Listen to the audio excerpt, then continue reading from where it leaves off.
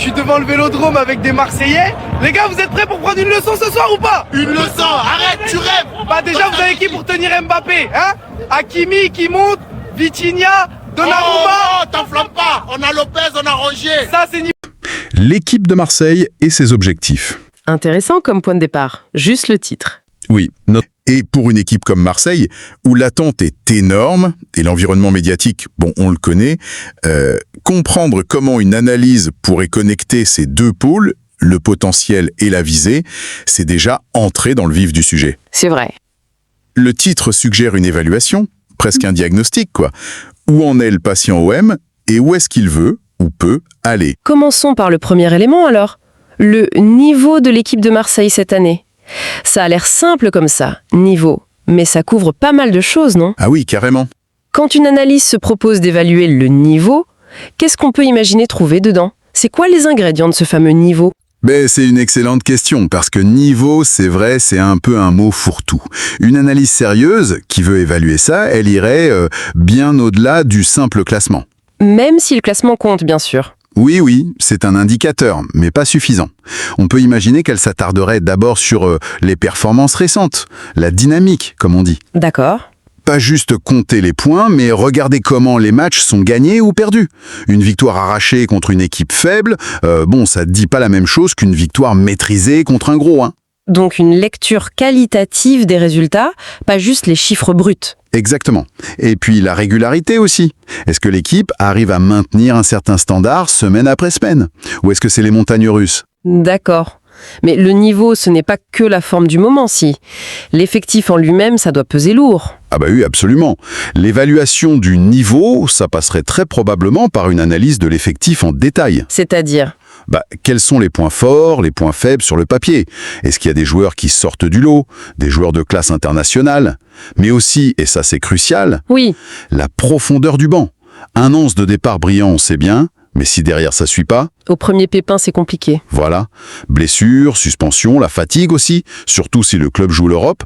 L'intégration des recrues, c'est pareil. Un facteur clé du niveau à l'instant T.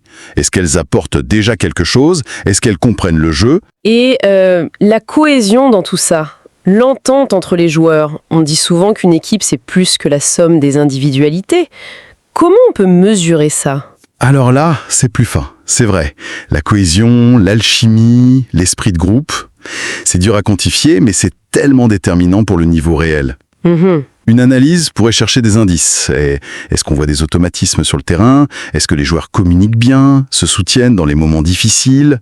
Des signes visibles, quoi. Oui, ou alors on peut regarder des stats un peu plus poussées sur les combinaisons, les mouvements collectifs, ou même se fier à des retours sur l'ambiance dans le vestiaire, mais bon, ça c'est pas toujours facile à avoir de manière fiable. Bien sûr. Une équipe soudée, elle peut faire mieux que ce qu'on attend d'elle sur le papier. Et inversement, des tensions, ça peut plomber une équipe, même avec du talent. Ce qui nous amène assez logiquement à la tactique. Le niveau, j'imagine que c'est aussi la capacité à appliquer un plan de jeu. Indispensable, oui. L'analyse du niveau, ça impliquerait sûrement d'examiner le projet de jeu de l'entraîneur. C'est quoi le style? Possession, contre-attaque, pressing? Et surtout, est-ce que ça marche? Voilà. Est-ce que l'équipe arrive à l'appliquer efficacement? Et de manière constante? Et est-ce qu'elle est flexible, capable de s'adapter à l'adversaire ou scénario du match? Ou est-ce qu'elle est trop prévisible?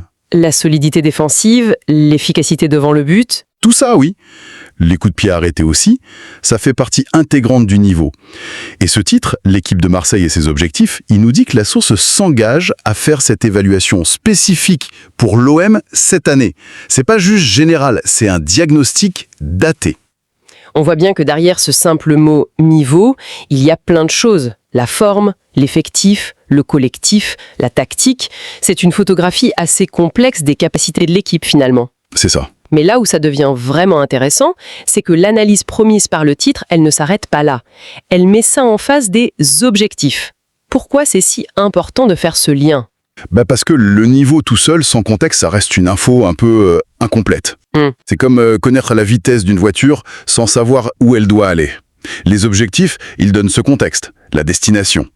Et le lien entre les deux, il est fondamental pour juger la saison du club. Si le niveau de l'équipe est, moyen plus pour la Ligue 1, mais que l'objectif affiché c'est de jouer le titre, Oui, un décalage. voilà, un décalage évident, qui mérite d'être expliqué. Donc ce lien, il sert à évaluer si les ambitions sont réalistes en fait. Exactement. C'est une des fonctions principales. Est-ce que le niveau actuel et le potentiel de l'équipe correspondent aux objectifs fixés ? Parfois, les objectifs sont très ambitieux pour motiver, d'autres fois, ils peuvent sembler un peu frileux par rapport à la qualité de l'effectif. D'accord. Une analyse qui connecte les deux pourrait explorer ça.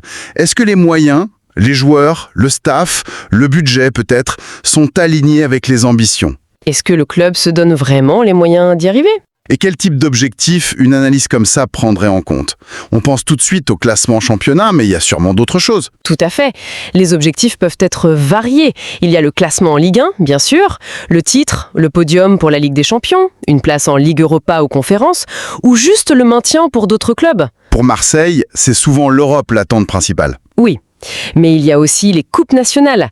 La Coupe de France, ça peut être un objectif majeur. C'est une voie plus rapide vers un trophée et l'Europe. Est-ce qu'il pourrait y avoir des objectifs moins sportifs, mais qui jouent quand même ? Indirectement, oui. L'analyse pourrait mentionner, si c'est connu, des objectifs de développement de jeunes joueurs, par exemple, ou la nécessité de vendre pour équilibrer les comptes. Ah oui, ça peut impacter l'effectif, et donc le niveau. Exactement. Et donc, la capacité à atteindre les objectifs sportifs. Parfois, l'objectif, c'est aussi de produire un certain style de jeu, plus séduisant pour les supporters, pour l'image, même si ça rapporte pas forcément plus de points tout de suite. Comprendre la hiérarchie de ces objectifs, c'est clé. Qu'est-ce qui compte le plus ?